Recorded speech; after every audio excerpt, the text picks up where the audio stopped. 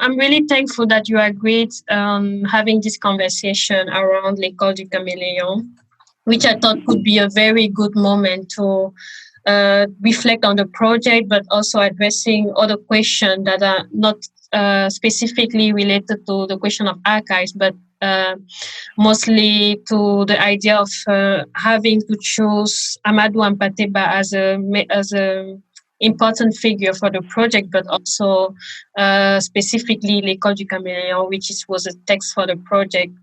And I felt while thinking around the project, which is my learning is affected by the condition of my life, which is this project that I'm doing in the framework of an invitation that was initiated by Arte Studium Generale in Arnhem within the studies of the future of art school.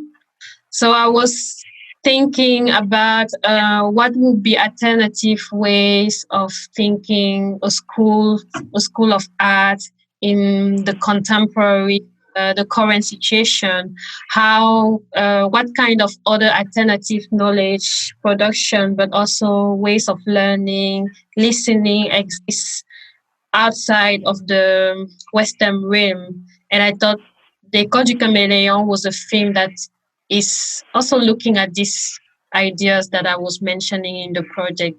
So I thought having a conversation around our project, while it was important for us to choose Amadou Hampâté Bâ, but the text of l'École du Caméléon, going also far from that, all his knowledge, all his how do you say, maxims and anecdote, myth that he has been building on during his life, to reflect on that. Yeah. So maybe we can start. I wanted to start with the question of course, we agree that this is not an interview. It's a safe space to reflect on the project. If you have questions, we can address that together. But I wanted to talk about oral tradition that is, I feel, is somehow coming back again and again. No, not again and again, but it's somehow coming back now in art schools. Also in art institutions, many of them are trying to use storytelling, myths, also from the side of artists, and which is somehow a form that has been always present on the continent, and that's still present on the continent. I wanted us to talk about that and how does it reflect on the project of l'École du Caméléon, and yeah. I think there is, as you mentioned, and I think l'École du Caméléon also reflects on that, because we built this project within the context of the Apple, the curatorial program, but I think, of course, curatorial practice is tightly related to artistic practice and art schools. I feel there is, at the moment, and I feel it was also our push to try to have encounters and opportunities, but really real encounters. And what does it mean when you talk about that? Like real encounters, meaning putting yourself in danger, in vulnerability, but also in a space of sharing. And I think beyond that, my feeling in general is that there is this push of productivity and always being into affirmative mode in art schools, but also in curatorial schools. So I feel that a lot of things need to be more loose and more open. And I guess this is when orality comes into play, and the issue of the voice also, and multiple voices. So I guess this was also part of the way things came together with Ecole du Caméléon, although it's about also consciousness. Are you conscious of certain things afterwards or before? So I felt the topic you brought today was related to certain urgency, I think, that people experience in the continent, but also, let's say, in art schools in the Netherlands, but elsewhere. So this was my first, let's say, feeling or reaction to your proposal. It's interesting what you say that this mentioning this openness, because I was listening to the video that I sent to you where Amadou Hampâté Bâ is being interviewed, and he's starting.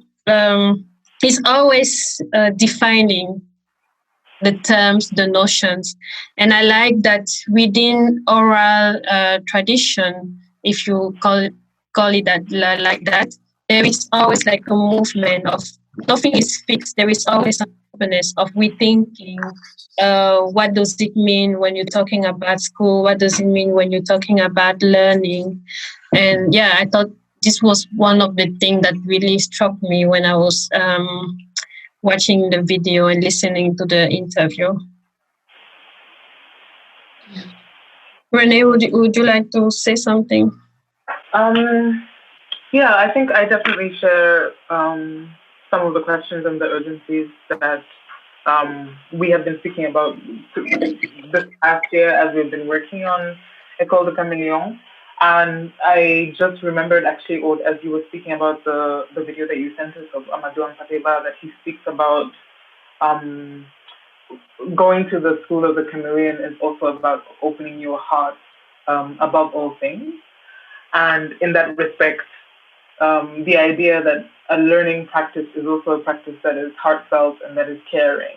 And in this respect, I think Western education systems or the schools that we have been to at least that correspond to Western styles of teaching and learning don't necessarily always prioritize that. So yeah, the one thing from this learning in particular that I've had in this past year as we've worked on this project is thinking better about ways in which to augment the role of community or emphasize the associations that we have, to thank people that we come across along the way, to acknowledge the different forms of knowledges across temporalities that we have access to in ways that we didn't necessarily when we were starting the filming in the Apple a year ago. I also like the fact, I don't know if it was, we were thinking, we were actually thinking about that while taking Amadou Hampâté Bâ and all his studies around orality, the way we always try to structure the making of the film, but also the presentation of it, while involving other kind of disciplines. And when I was writing the proposal around the project, I mentioned something that when I was going within different documents that I could find around indigenous structures of schools, how they were imagined, there was this specific ideas of there was no like a separation between disciplines. Everything was coming together, and Amadou Hampâté Bâ is even mentioning it again, like within the space of education, there are many. Education is even perceived less more serious than how it is now. It can also be celebration, and within the celebration there is music, dance, poetry, everything coming together. Maybe at one point I felt like you struggle to see how to bring all these different forms together within the film. I don't know if you shared the same feeling. Yeah. I think that's also reflective of Amadou Hampâté Bâ's own practice, right? In 1942, when he joined IFAN, the museum in Dakar, the Institut Français d'Afrique Noire, one of the things that he said that he was doing, which I think it hadn't necessarily been defined in that way in that region, was that he was making ethnographic surveys and collecting traditions. And this idea of collecting traditions, I think, is curious to me because traditions lend themselves to different times, and we have our own traditions in the way that we're approaching this process. And we're not always encouraged to acknowledge those traditions or to rely on them as we work and think through a curatorial process, such as we've been attempting to do. Yeah, and I think also to add to what Renée just said, if you also look at the life of Hampâté Bâ, there was always this since he was a kid, he was how to put it in English. He always shifted his experience from a child being confronted to the family universe of oral tradition, to Muslim education, and on the other hand, in his parcours, to the French school system, actually, in which he had to learn what we say in French, la langue des chefs, which could be translated as the language of the masters.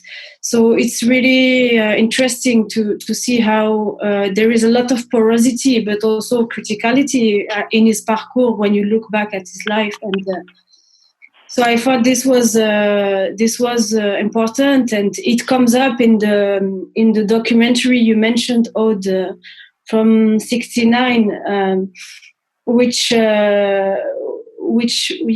really talks about very complex things in a subtle way, and not specifically in a sort of rationality that you can digest and assimilate easily. But I wanted, because it's something you've been looking at, Aude, the context of this documentary, because it's from the INA. I mean, the focus today is not on archives, but I think the context of dissemination of this documentary is interesting, because it's the National Audiovisual Institute in France. Yeah. Has a lot of, let's say, archives. So who was supposed to look at this documentary, in which context, and how were they exposed to this form of knowledge, which is, as we said, very extremely sophisticated, but also not European and rational. So maybe if you want to react on that, I'm curious to hear about that. Yeah, I guess I want to turn it to the question of translation, because this is also what we're working on, Renée, trying to translate the knowledge that is within this interview. And I feel it's really interesting how Amadou Hampâté Bâ, as you were saying, he's using the master language, but using it as a tool of disseminating knowledge. And in this case, the film becomes the framework where this can happen. Right? We got to this knowledge by through the film, and this is a film from the what is the year again? It's like many years ago, and you can actually see what was the quality of the what was the setup of the thing. But yeah, I think it's a complex, different relation getting to this archiving materials that is actually an oral tradition, and get through it to an archiving material that is within a Western institution. Renée, you want to add something? I wonder in that respect if the question of assimilating or responding to or including or reflecting upon archives that are stored by Western institutions then for you guys holds any kind of rupture? Because I suppose that is the question that we keep being asked. If we find one archive to be more judgmental or more discriminatory or more exclusive than another. Whereas I think the argument in the film, to a certain extent, has always been that, like, each archive responds to the context around which it's collecting. So the archive of the Apple is centered in Amsterdam, and there's nothing wrong with that. But if looking at it from a decolonial perspective, there is always the idea or the fact that knowledge is centered in dominant culture tradition, and that is harmful to other cultures. So I wonder, like, when you guys think about archives, or when you think about the structures that we have been attempting to engage with, how you reconcile that reality with the actual just collecting, which is, I think, kind of a mundane task. It's quite endearing and we enjoy it, but it's also not a task that is specialized in any respect. What is the conflict for you, if at all? Yeah. So I guess, I come back to Hampâté Bâ's sort of trajectory with let's say the family, the oral tradition, the Muslim education, and then on the other side the sort of French school context and education, which is, I mean, in my own context and generation, exactly the same scenario, let's say. So, and I've been trained as an art historian in a French academic system. But I like to come back to this in the documentary that actually we know, but we don't know. And there is a moment in which Hampâté Bâ says, if you know you don't know, you will know. And I felt this was really like something that really struck me. And I think this is the key really to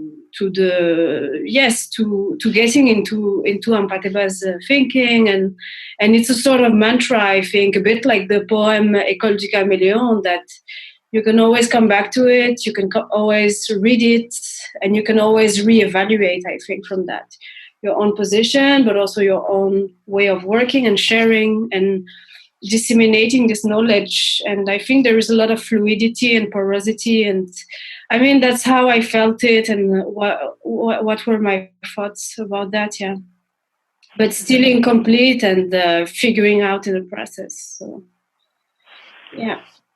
For me, I think one of the I'm not sure if it's a difficulty because the oral tradition. I mean, there has been always a question about how to get to knowledge that are passing through the forms of oral traditions. And I guess Amadou Hampâté Bâ has been always saying that quand un vieillard meurt, c'est une bibliothèque qui disparaît. Donc when older person died, it's a whole library which is disappearing, which is true.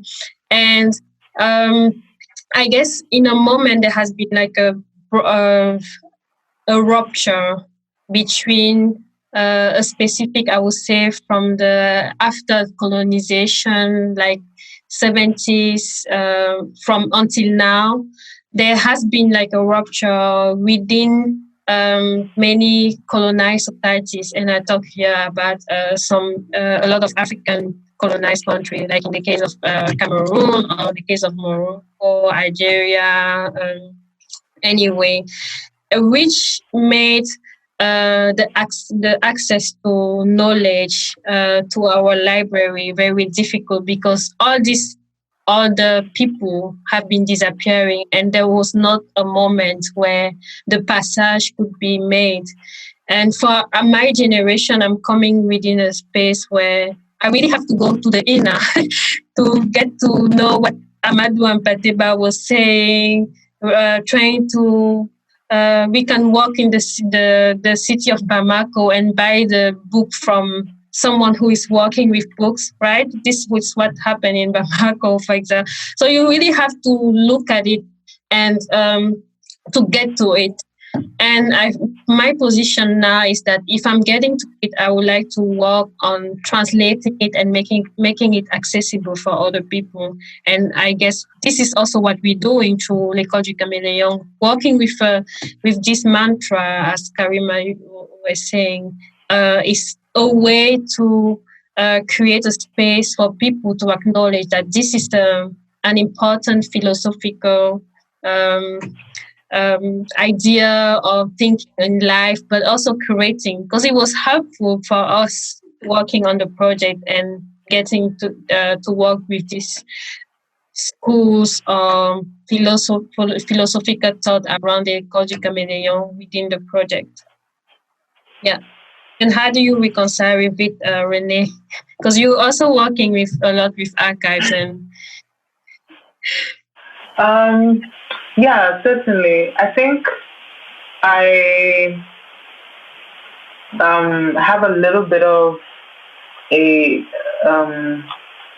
deafness towards certain formats or certain forms, or just, to be honest, I think a lot of the time you can tell a colonial object from its shape. And simply for me, archives that are shaped that way, I don't necessarily pay all that much attention to, which is myself embodying my own ignorance, or choosing to listen to one form of transfer and not necessarily another, a lot of the time. And this, of course, is the benefit of my own training, the fact that I'm not an art historian, I'm not an archivist, I didn't go to curatorial school, and so I have the benefit of disregarding these formats, I think, in the way that neither of you have the privilege of doing. I can just say I don't know. So yeah, so I think in that respect, working with film specifically and choosing this format of the curatorial essay as we have done with the film of Ecole, caméléon, has allowed us in some ways to break into different oral heritages or different visual heritages of approaching archives that I don't think that I had necessarily ever considered in relation to the text of Amadou Hampâté Bâ or the physical archive of the Apple as I experienced it while I was in the curatorial program there. This has certainly, for me, made it somewhat more interesting. Simply because I can, in that respect, carry, for example, the planche contacts of Renée Green that Karima and I were looking at. Whereas when I did experience them in the archive for the first time, I didn't recall them. Like, I saw them, they were interesting at the time, but it's not something that I carried with me. Whereas now this is a format that definitely has been transmuted and embodies a different kind of significance for me in my thinking about what an archive can look like. So yeah, I think this second and third level of transmission through the film, through the sound, through the music, through sharing with Omar and Tidiane and all the different people that we've met as we've worked on the project, certainly has been, as you say, Aude, like a certain form of translation, and these forms are important. And I don't know, I have to hope that this is what Amadou Hampâté Bâ was thinking and living when he translated Anda from Pula to French, and then we experienced it in English through the work of many different people across the generations, Chimurenga being, I think, the first example, because this is very much their mantra. Yeah, so I think embodying like a certain degree of disrespect towards the archives has freed the way that I think about archives now. And for that, I'm grateful. I think my personal experience, I'm in between because maybe 70% more on the other side, because I grew up in the context where the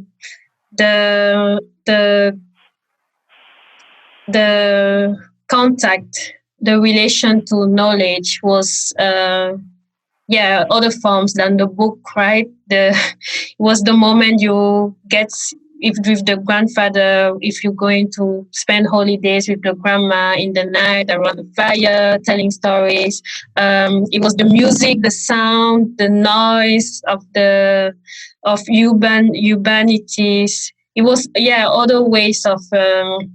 And then you get to a framework of education, art education, which is totally different, which is very hierarchisé.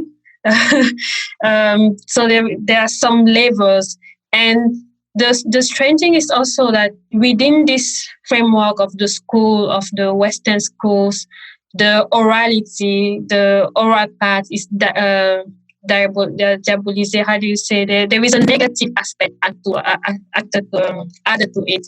I remember we had moments when you couldn't do a philosophical dissertation and mentioning a music as a reference or myth as a reference, but you always have to talk about Jean-Paul Sartre, Simone Beauvoir as people that were actually. You couldn't talk about Amadou Hampâté Bâ as a as a reference, for example. So yeah. I also wanted to talk about how do you feel Ecole du Caméléon could be a way of restructuring or rethinking the art school? In a way, what are the potentialities of l'École du Caméléon? I guess it's because we talked now about archives, but also you talk about your training in art history, and I think also let's say it's not a problem, but it's problematic that we teach you art history, but we teach you the history of objects and artworks, but not always the history of the people. So I guess this is something important to bring to the table, and I think this is where the urgency comes to. And to add to that, in relation to archives, I think one element that is important in Ecole du Caméléon, and that is related to the future of art schools, is the element of the encounter. And I think it's not, and really like taking it seriously, let's say, or like the element of the encounter is also something that we have experienced through the archives in the Netherlands, but also in Mali. But I think also in my own work, it has always been a way of, let's say, destabilizing or breaking out certain patterns in terms of when you look into an archive or research, you look for information, let's say, but then it doesn't matter anymore because you go into something else, into another realm, meaning that you meet actual people or you work in certain private houses, in private archives. So all of these patterns start to really like shift and being destabilized. And I think this is a sort of methodology in the making, but I don't say methodology in a strict or scientific way, but more that it's something that we don't teach you. And in my case, we don't teach you to be like trying to respond to an urgency in terms of social context, politics, that certain things happen in society, in the streets or whatever, and you try to bring it to the table. And I think it requires a lot of courage, a lot of, let's say, modesty, trying to be like realistic. So I think this element of the encounter, speaking of the context of the art school, is really important to cherish and to develop collectively, but also individually, bringing each of us something different. And there is in the document I read from you, Aude, there was this question of how to develop alternative modes of knowledge production, and this question, of course, has been around the table for a while, but I think the way you position it with your own background and within this specific constellation makes it very rich and very, very relevant, I think. So, yeah, it's just the beginning of a reply, but yeah. Thank you. I completely agree with Karima, and I think this is a lot of what is proposed in the original writing of the Ecole du Caméléon. This is the wisdom of the caméléon in itself, that at the very least, the proposition is that we shouldn't believe that we are the only ones that exist on Earth, right? That there is, Amadou Hampâté Bâ says that there is also all the atmosphere around. Yeah. And I think a big part of the process of considering what an alternative educational process might look like is about looking at the atmosphere, or is assessing the atmospheric condition in which you expect this system or the structure or the people who are encountering these structures to exist in.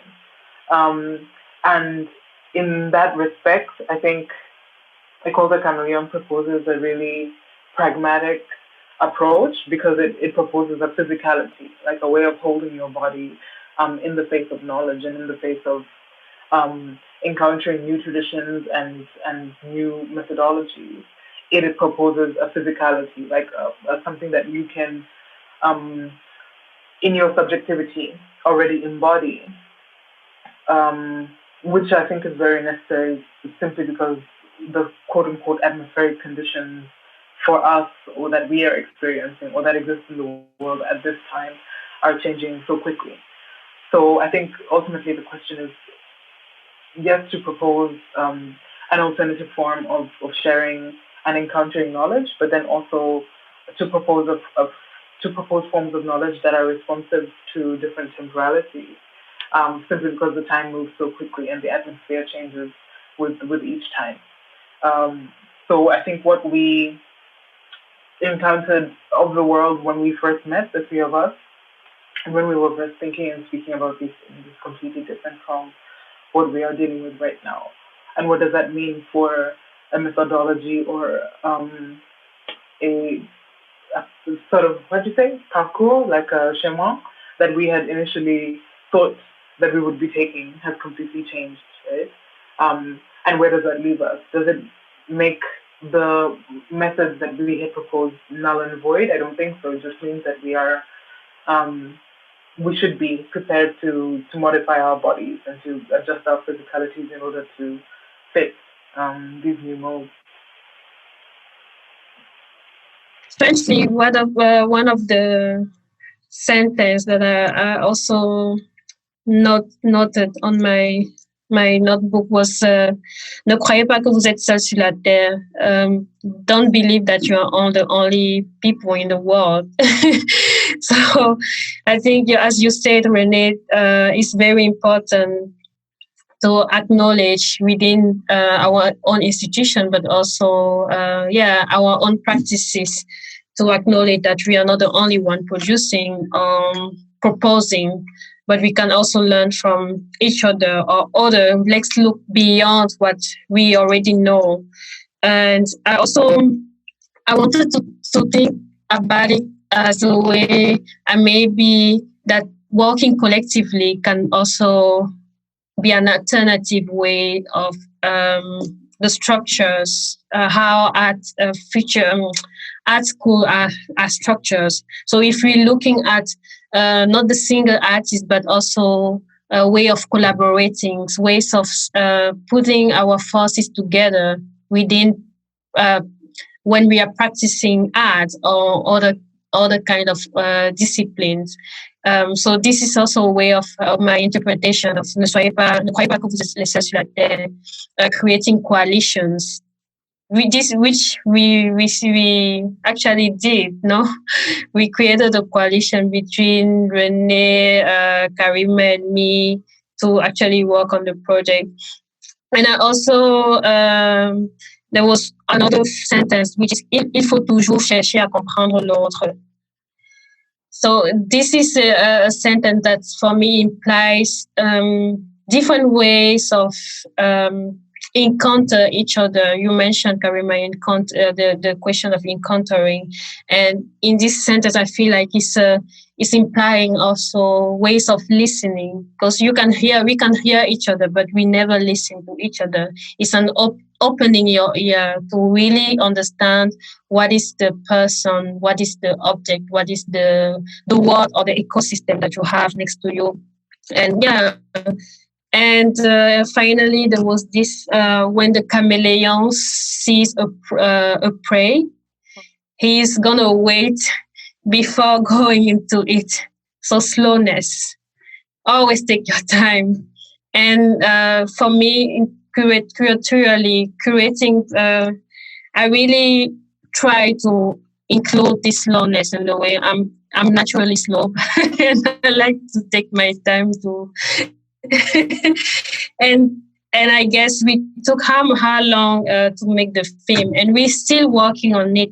It's not a finish. We're planning to go to Dakar and then to Ivory Coast to encounter this archive that Amadou Hampâté Bâ's daughter built, and which is dying now. Yeah.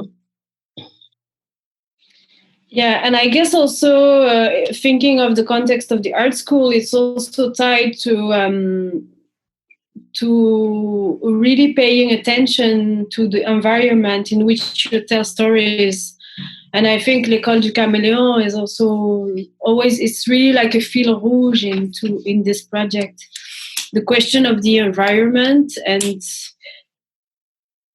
the responsibility of just taking care of the people you work with. And Hampâté Bâ has also taught us that this relationship of the student and the teacher, like the figure of authority of the teacher versus the students who has to be passive and assimilate. I mean, I say it in very simplistic terms, but these power relations are very, very much present in the continent, but also in Europe. So I just feel that Hampâté Bâ's mantra or philosophy is super helpful in just thinking of using different terms like a gathering instead of a meeting, like trying to use different words and different attitudes, I think. But as you said, Aude, it requires a lot of time, a lot of commitment. And I wanted maybe to transition just to when you think about this in French, we say chantier. It's like really like a sort of I don't know, how you say in English, but a chantier. It means that you're already conscious that you're stepping into something really long term and really let's say in process in construction. Yes. And I appreciated. In this document you shared with us to when you're in this thinking process or this process of building something, you don't know exactly the final outcome. I like personally to look at examples or case studies, and you mentioned a few of them, specifically one in Cameroon and Senegal. And I thought it's extremely helpful to think about it and read it. And there was one in Senegal with Issa Samb and the Laboratoire Agitart, founded in 1974. And I think it's also tied to it's a specific context and history, but I think it's really tied to our question of the urgency of a social political situation, that you have your feet into the ground and you know what you have to do or which direction you have to go to, a bit like the caméléon. So I thought these examples were fitting really nicely in the conversation. Yeah, I think mentioning Agitat was for me, because when you're looking at the way the collective itself took form and how it was working, I think there is a lot of potentialities, but of course there was a lot of tension when you're learning how it was working between. But I thought what was really, really interesting for me was already that it was a collective of people doing different things totally. Like you had Mambeti Diop doing cinema, Issa Sam doing painting, performances, and you had people doing fashion design, and how they were working together to when Mambeti had a film, how Issa Sam and the other people were involved in the making of the film, sometimes as actors, but sometimes as just makers of a costume.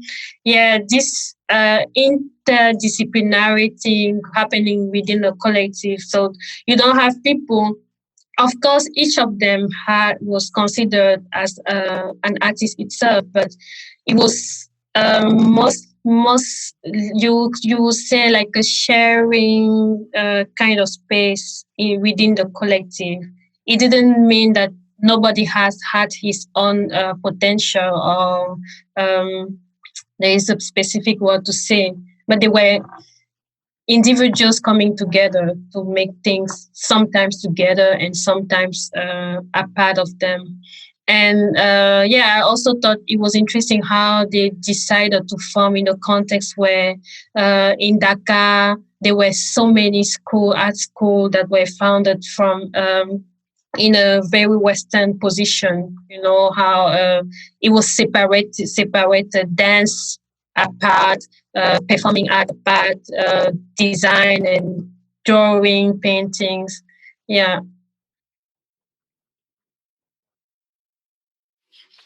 This kind of reminds me a little bit about the conversation between Hampâté Bâ and Tierno when they're speaking about um, the three dogmas: love, charity, and fraternity, and that in some respects, like every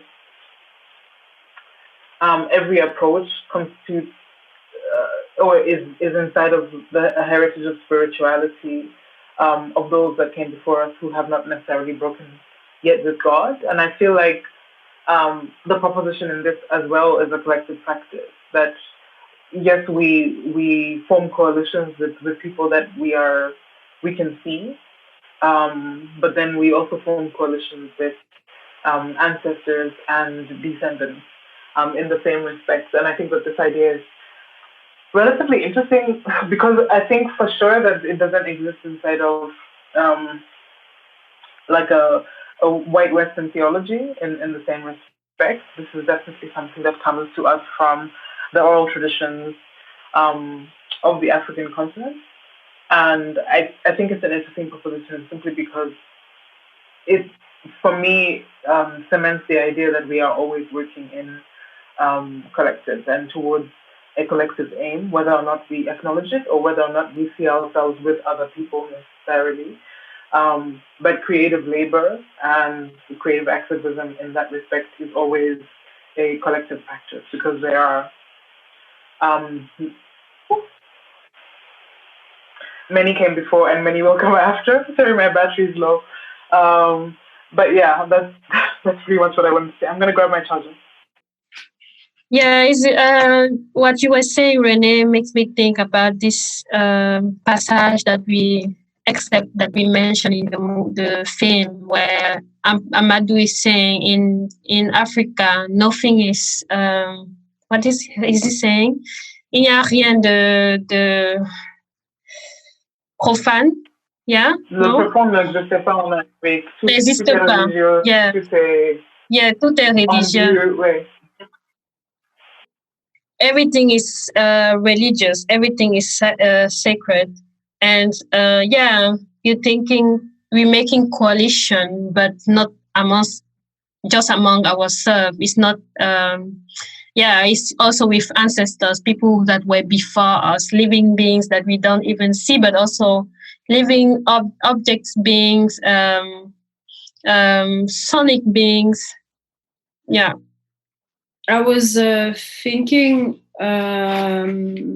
when you and it's also related to my own work that when you think about the post-independence time in Africa, in several African countries, there was, and I think this is something you raised with this invitation, that there was this, I can speak for the Moroccan context, for example, that there was after 56 and even before that, there was this trust or this hope in nationalism in relation to education, that revisiting this nationalism politically and socially would allow to have the sort of patterns or infrastructure to build something new, being aware also of this French colonial heritage and legacy, which is still until today very present in the schools and the academic systems. So, and I think our generation and my generation specifically is trying to look back at this history of education in Morocco, for example, and what were the hopes, what were the political programs, what were the writing, the speeches, and of course 2020 today, looking at the situation and trying to think, of course art schools, there are two in Morocco, Tétouan and Casablanca, but also schools in general, like access to education, all these very concrete questions. And I think that we, and maybe you want to react, this pattern of the nation state is really like something extremely problematic and something that we have to discuss. And I think with Le Caméléon, we kind of played with that in a way, because we were super aware of our own position, the invitation, but we brought this sort of heterogeneity. So I think, this question of the nation state and the way our generation looks back at it today is really something helpful and to think about, I think, because we can find elements in that to sort of consolidate our own position or trying to think about it. So just a reaction maybe. It reminds me of your presentation at Meli, part of this program, where I was hearing this speech by what's his name again? Sorry, I'm forgetting. No. Mehdi Ben Barka, and how he was actually talking about his imagination of what education should be and how it should be related to the growth of the country itself. No? Yeah. And you also raised the question of how influenced he was with the Western idea of looking at school, but it was also taking from the context, like using what kind of language we should think about education for our context. How, in terms of time, how should we also, reflect on that? In terms of context, how should we also? I was saying, because Karima, maybe she want to talk about this presentation that she did. She did at Meli, but But I was. Sorry, go ahead. Yeah. I was just thinking that it was interesting to hear the speech and to see how after colonization, how our nationalists were building and thinking about education, taking from the context, but also influenced a lot by Western ideas of looking at education. But in relation a lot how this the education should help on the growth of the country, in the growth of the country. Yeah, and the speech in question was it was a speech from 1957 by Mehdi Ben Barka, and it was given in a place which in the Atlas Mountains in Morocco, in a place called Toumlilin, which was a sort of Catholic school actually in Morocco that existed for about 10 years. So it was a sort of like international school that gathered a lot of different teachers from India, Latin America, Morocco, other African countries. It was a sort of how do you say, like an experimental school, but it was a Benedictine how do you say, monastery. So there's a lot of layers already, and so it was a sort of reenactment of this speech, our generation trying to think about this history, but also how to reactualize it and how to put these questions on the table again, but being critical of the nation-state model and the way we work also as curators and art historians in different contexts, and being aware of the institution, what is required, expected, projected on you, and what you can do. Actually, this is the most important, like agency and what you can bring to the table. So I was curious, Renée. Maybe this question is not really elaborated, but I was curious to know how do we.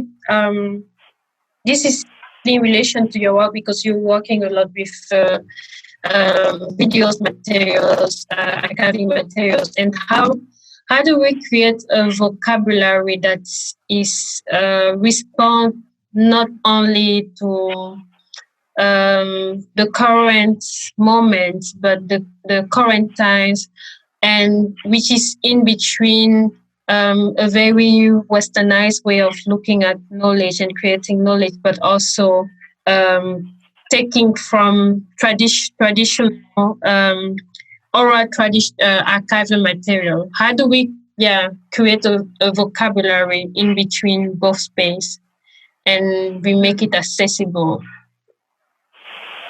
I mean, I wonder. I guess my first question for you would be for whom, accessible for whom, legible for whom, understandable for whom, and at what time. I think what I'm certainly learning from looking deeper into the film archives is that we haven't always understood everything at every time. And the images of the 1920s, 30s, the pre-colonial periods, the independence movement periods, and the period that follows, including the contemporary time, have all had different meanings, have all been imbued with different, have all had different manifestations and meanings at the time in which they were occurring and for the different people to whom they were presented. And I think that's why Amadou Hampâté Bâ's words from 1942, from 1966, from 1972, from the year before he died in the early 90s, these images, which is what we've been working with for the most part with this film. This is what we have left with him. These images have meant different things at different times, and I think that is certainly the import of film, that it is an archive that can grow and age with you. So as you gain knowledge, or as you attempt to learn the rituals through which you can approach different types of knowledge, images lend themselves very much to your viewing. And I think Hampâté Bâ in Ecole, the caméléon says that the chameleon doesn't turn its head, it turns just its eye. And I think in that respect, this is why I in particular choose to work with film a lot of the time, because it is very much a form that that lends itself to sight.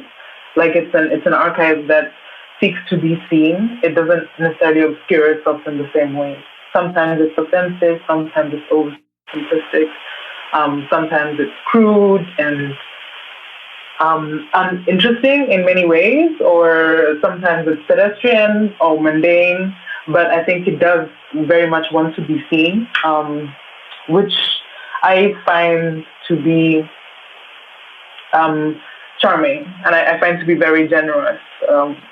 So yeah, I think in that way, those who have lent us the images of their time, from the past, certainly have done us a huge favor. I don't know if that answers your question. Yeah, I'm just thinking while you're talking, because it makes me think about how can I say that?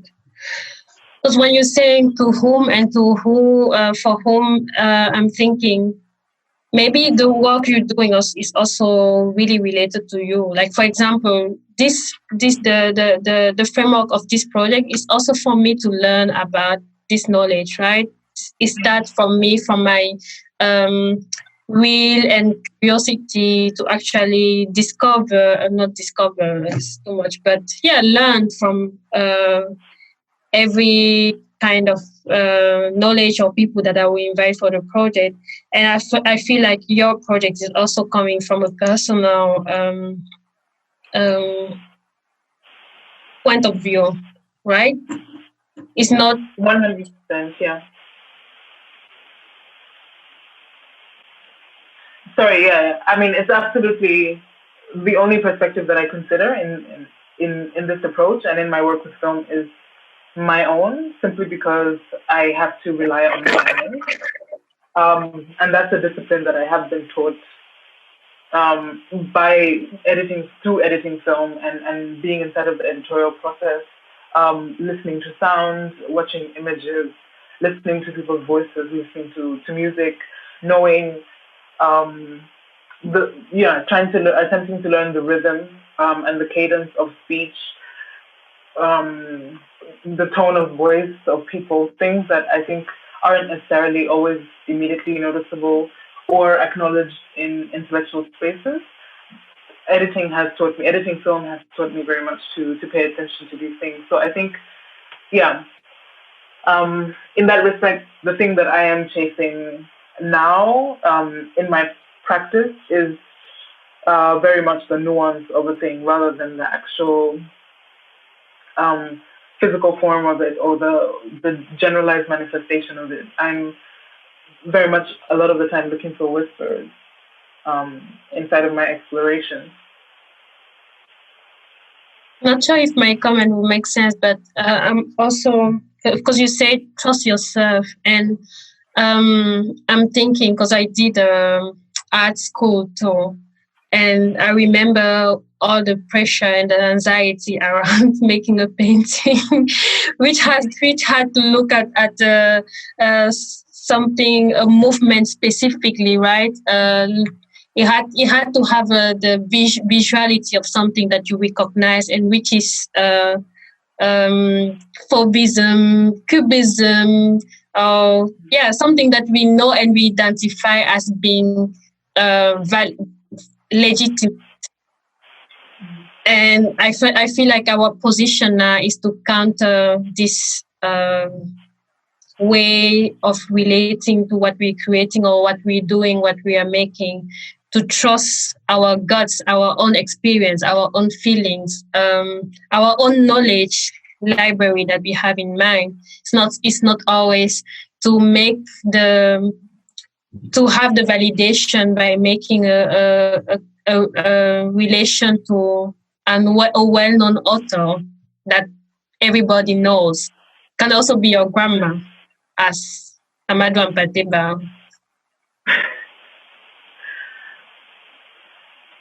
Yeah, I think that's certainly true, and I wonder in that respect to what extent a practice that approaches archives in the way that we are attempting to, or we have attempted to this past year, isn't also in some respects a radical citational practice, because it does insist on citing sources that do not fit inside of a bibliography in the academic sense.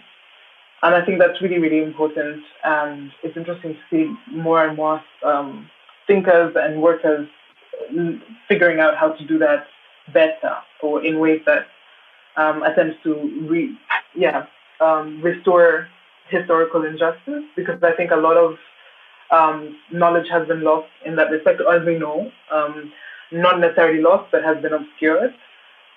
And I think in many ways we are in a position now to contribute to these types of citations and to these insistences upon different forms of knowledge, not that the forms of knowledge that we have currently and forms of knowledge that exist in books are not valid, but simply that there are a lot of knowledges in between that we also hope to recuperate. I remember, I think what we also did, which is radical, I don't know if it is, but it was, we put I was kind of anxious when we were in the beginning of the project, like, oh wait, we are creators, are we supposed to make a movie or film? Like, we kind of broke this our position, like, right? We opened it. We were at the same time creators, actors, travelers, in the film, in the project. We can't even define what were we. We can't even define what our position towards the project. And I think this is also interesting, and I would say radical somehow. Not just our position or encounters with the archive and what we made from it, but the whole process of us, our bodies, in the project, going beyond what we were invited as curators, making a public program within a specific framework of a biennale. Karima, I wonder how you feel about that now, because I remember in the beginning you were the most kind of like, we shouldn't be doing this. It was almost sacrilegious. The form was a sacrilege in itself. And I know that in that respect, we haven't quite achieved the position of merging the different forms that we encountered in the beginning, being specifically the paper and the archives and the photographic material and all of that stuff hasn't necessarily integrated itself all that well into the project so far, simply because we encountered that archive once, or like all of these archives that would take potentially weeks or months or years to go through. We've only seen them a couple of hours at a time. I wonder how you feel about the transitions we've made in form, and the ways in which the discussions have evolved into the film. Yeah, I think that's really a good point to raise it, and also it's nice to talk about it now because we didn't really. Yeah, I mean, it's good to put words into this because for me, as you said at the beginning, the process of like because in the Apple archive, in my case specifically, I've been looking a lot at two artists specifically, so Louise Lawler and Renée Green, which corresponded to the mid-90s in the program of the Apple because they have done exhibitions and publications, I think, with the institution. And I was drawn, it was not consciously clear in my mind at that time, but I was drawn to the practices of artists that for me mattered and stood. I mean, their work stood, but also female artists that are tied also to a certain form of institutional critique, although they really turn it into something else and not into institutional critique as we talk about it in the Western context. And we see it in the film with the material, etc. But I think what was interesting for me in this process was to learn also to let go and understand and acknowledge that finally these archives, like this sort of physical archives, like the pictures, the press releases, the material we had, it's actually translated into something else in the film when we talk about either in talking about it or either just seeing a glimpse of it or fragments. So I think we managed also, and I personally managed to learn to let go and forget for a minute that I am an art historian and forget these reactions and patterns. So, and I think this is a question that was still on the table recently, like, would you like to include it in the film? Yeah, but how? I don't know how to make films. I'm not a filmmaker. And then, yeah, so there were these situations in which we, and also there is the issue, I have to say, of beyond learning to let go or learning to translate it into something else, accepting that maybe this archive is just there as a ghost also within the film or the narrative of the film. There was the issue of location and physical access, and that during this past year we couldn't go back to the Apple to make scans or like high quality scans. So there is this concrete work that was not also possible because of the pandemic and other reasons. So I think we learned also to let go of certain things and try to see how the film can mutate in itself into something else. So for that, I'm extremely grateful to have, although it was not easy, I have to admit. Yeah. We know it was not easy. Going out of the comfort zone. No, but I remember also, Renée, when we were in Bamako working, like you were also doing the most difficult part of the work with the film. That one of your reactions was like, yeah, but why do you look at this from Renée Green? Why?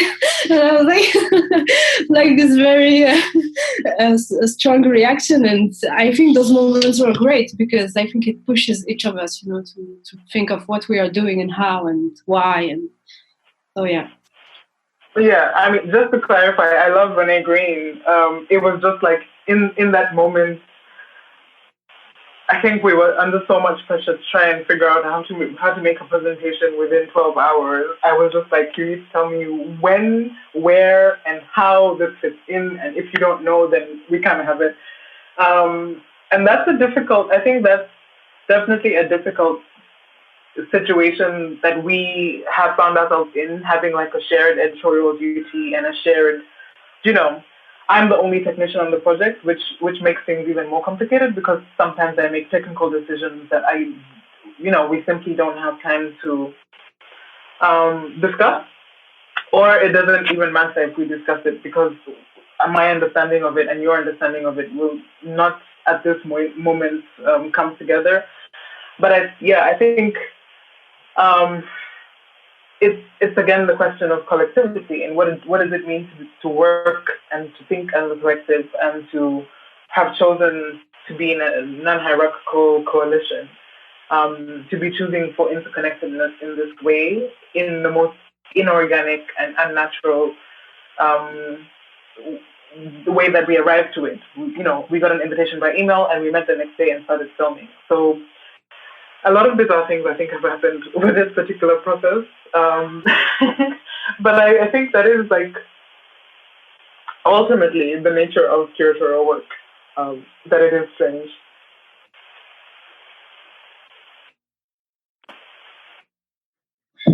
Does someone else had something that we need to discuss? Otherwise, we can wrap up.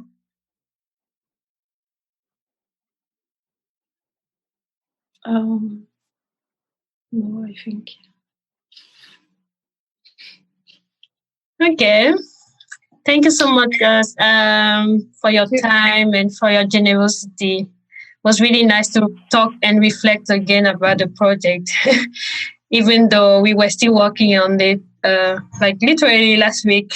Yeah. And it's still a growing baby. So yeah, I'm really looking forward to see how it's gonna grow.